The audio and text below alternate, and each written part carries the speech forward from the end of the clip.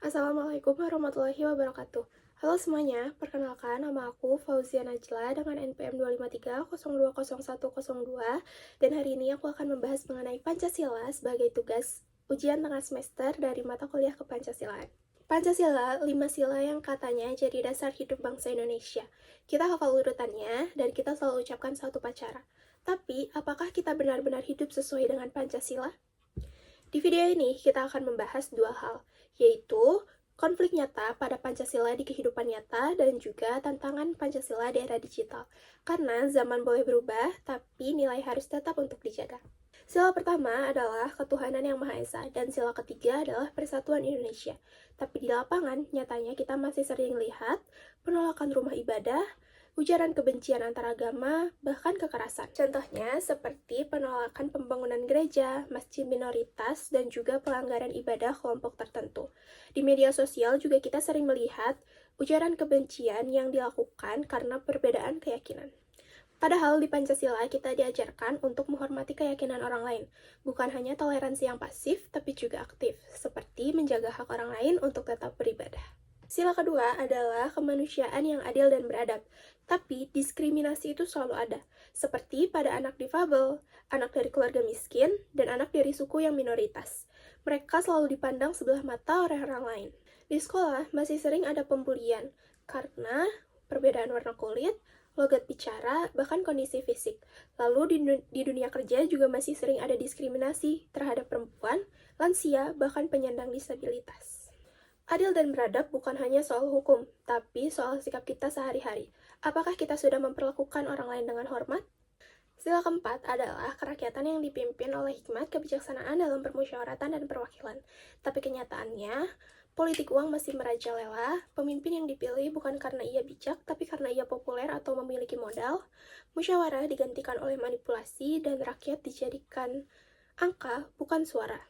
Pemilu lokal yang penuh akan janji palsu, debat publik, berubah jadi ajang saling serang bukan adu gagasan, dan demokrasi bukan sekedar memilih, tapi memahami, mengkritisi, dan mengawal.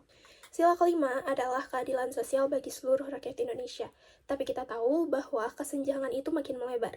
Ada yang bisa beli mobil mewah, tapi ada juga yang makan sehari pun susah. Ada anak yang bisa les private, tapi ada juga anak yang harus sekolah sambil bekerja. Menurut laporan BPS, rasio Gini Indonesia masih menunjukkan ketimpangan. Kota besar semakin maju dan desa semakin tertinggal. Keadilan sosial bukan utopia, tapi tugas kita bersama, mulai dari membantu UMKM, berbagi ilmu, dan juga menolak hidup gaya yang eksklusif. Di era digital, Pancasila sering kalah oleh algoritma. Konten viral lebih dihargai dibandingkan konten yang bermakna. Pancasila mengajarkan kita kebijaksanaan, etika, dan kemanusiaan. Pancasila adalah nilai yang harus hidup dalam tindakan. Kalau kita mau Indonesia yang adil, damai, dan bersatu, kita harus mulai dari diri sendiri. Kita sering bilang bebas untuk berpendapat, tapi kita sering lupa bahwa kebebasan tanpa etika bisa jadi kekerasan. Sila kedua dan sila keempat mengajarkan kita untuk beradab dan bijak di dunia digital ini. Artinya, tidak menyebar hoaks, tidak menyerang pribadi, dan tidak mempermalukan orang lain demi sebuah konten. Sila keempat bicara soal hikmat kebijaksanaan, tapi algoritma medsos sering memperkuat bias dan emosi. Kita harus belajar berpikir kritis, bukan cuma ikut arus. Sila ketiga adalah persatuan Indonesia, tapi di media sosial kita masih sering terjebak dalam kubu. Semua yang berbeda itu dianggap musuh, padahal perbedaan adalah sebuah kekuatan jika kita saling mau mendengar. Di media sosial kita membentuk identitas, tapi apakah identitas itu mencerminkan nilai Pancasila? Apakah kita hanya ingin terlihat keren atau ingin berdampak? Kita baru saja melihat Pancasila diuji di dunia nyata, dari intoleransi, diskriminasi, politik uang, hingga budaya viral yang merusak. Tapi sekarang, mari kita bayangkan sesuatu yang lebih ekstrim. Bagaimana jika Pancasila benar-benar hilang dari kehidupan kita?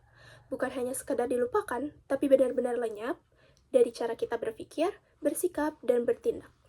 Apa yang akan terjadi jika 5 sila itu tidak lagi jadi kompas moral bangsa? Indonesia mungkin masih ada di peta, tapi apakah Indonesia masih bisa kita sebut sebagai Indonesia yang kita kenal? Bayangkan suatu hari Pancasila hilang dari kehidupan kita, bukan dari buku, tapi dari tindakan. Apa yang akan terjadi kalau kita tak lagi percaya pada 5 nilai itu? Tanpa sila pertama, kita kehilangan dasar spiritual dan toleransi. Agama jadi alat konflik, bukan sumber kedamaian. Yang berbeda bisa dianggap musuh, dan kita lupa bahwa iman tanpa kasih adalah kekerasan. Tanpa sila kedua, manusia kehilangan martabat. Yang kuat menindas yang lemah, yang berbeda dianggap hina. Kita lupa bahwa adab bukan basa-basi, tapi fondasi peradaban. Tanpa sila ketiga, kita hanyalah kumpulan pulau, bukan bangsa. Kita sibuk membela kelompok sendiri, lupa bahwa kita satu tanah air. Perbedaan bukan slogan, ia adalah perjuangan harian. Tanpa sila keempat, demokrasi hanya jadi panggung sandiwara. Rakyat tidak lagi didengar, pemimpin dipilih karena uang, bukan karena hikmat, dan musyawarah digantikan oleh manipulasi. Tanpa sila kelima, Indonesia jadi negeri dua dunia.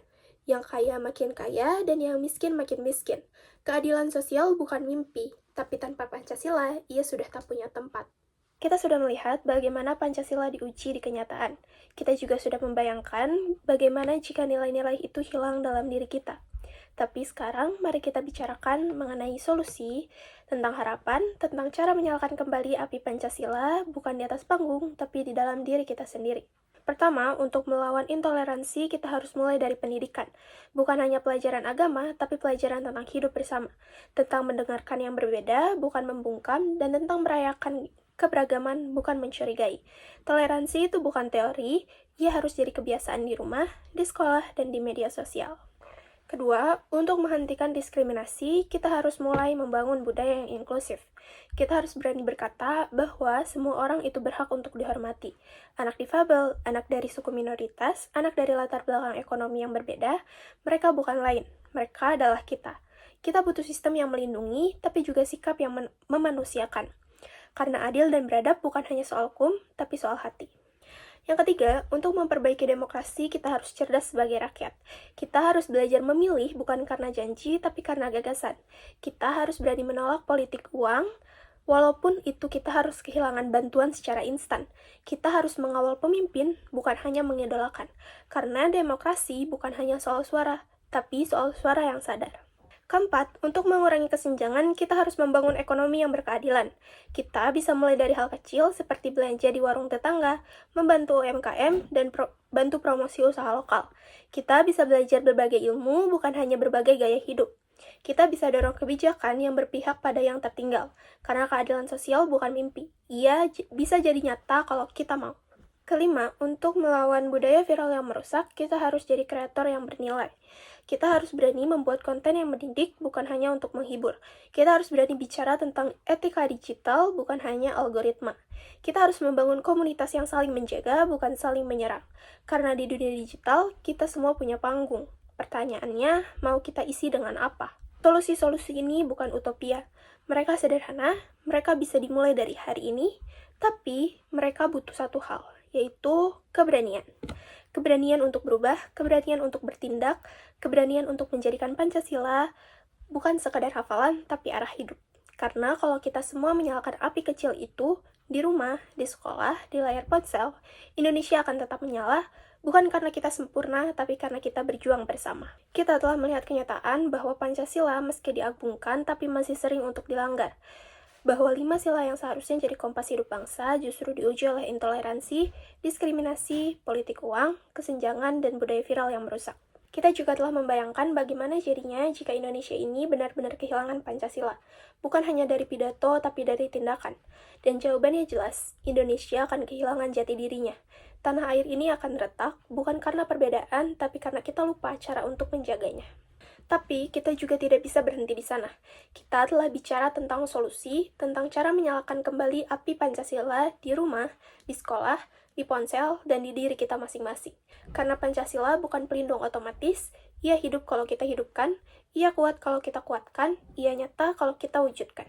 Pancasila bukan milik masa lalu, ia adalah milik kita, generasi yang hidup di era digital, di tengah tantangan baru, di tengah arus informasi yang deras dan kadang menyesatkan. Dan justru karena tantangan makin kompleks, nilai-nilai Pancasila harus makin kuat. Bukan hanya di pidato, bukan hanya di pelajaran, tapi juga di tindakan sehari-hari. Di cara kita bicara, memilih, berkarya, dan memperlakukan orang lain. Kalau kita ingin Indonesia yang adil, damai, bersatu, kita tidak bisa menunggu. Kita harus mulai dari hal kecil, mulai dari diri kita sendiri. Karena menjaga Pancasila adalah menjaga Indonesia, dan menjaga Indonesia adalah tugas kita semua. Sekian, terima kasih. Wassalamualaikum warahmatullahi wabarakatuh.